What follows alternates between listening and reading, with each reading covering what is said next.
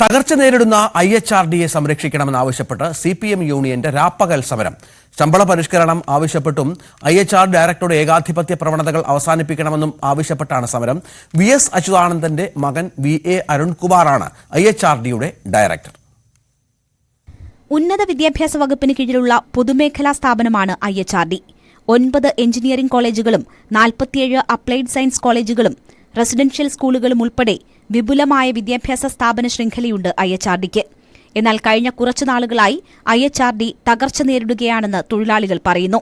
ശമ്പള പരിഷ്കരണം ഉൾപ്പെടെയുള്ള പ്രശ്നങ്ങൾ ഉന്നയിച്ചുള്ള സമരത്തെ ജനാധിപത്യ വിരുദ്ധമായാണ് ഡയറക്ടർ നേരിട്ടതെന്നും ജീവനക്കാർ പരാതിപ്പെടുന്നു. കഴിഞ്ഞ കുറേ മാസങ്ങളായിട്ട് IHRD ജീവനക്കാരുടെ ശമ്പളം ലഭിക്കാത്ത അവസ്ഥയാണ്. 2-3 മാസക്കാലത്തിന് ശേഷമാണ് പലപ്പോഴും ശമ്പളം ലഭിക്കുന്നത്. അതുതന്നെ പൂർണ്ണ ശമ്പളം ലഭിക്കുന്നില്ല. 25%, 30% എന്നീ നിലകളിൽ ശമ്പളം ലഭിക്കാത്ത ഒരു സാഹചര്യത്തിലാണ് ജീവനക്കാർ ഒന്നടങ്കം പ്രതിഷേധത്തിന് ഇറങ്ങേണ്ടി വന്നത്. CPMന്റെ സ്ഥാപക നേതാവ് VS അച്യുതാനന്ദന്റെ മകൻ അരുൺകുമാറാണ് IHRDയുടെ ഡയറക്ടർ. സമരക്കാരെ ക്യാമ്പസിനുള്ളിൽ കയറാൻ പോലും ഡയറക്ടർ അനുവദിച്ചില്ലെന്നും പരാതിയുണ്ട്.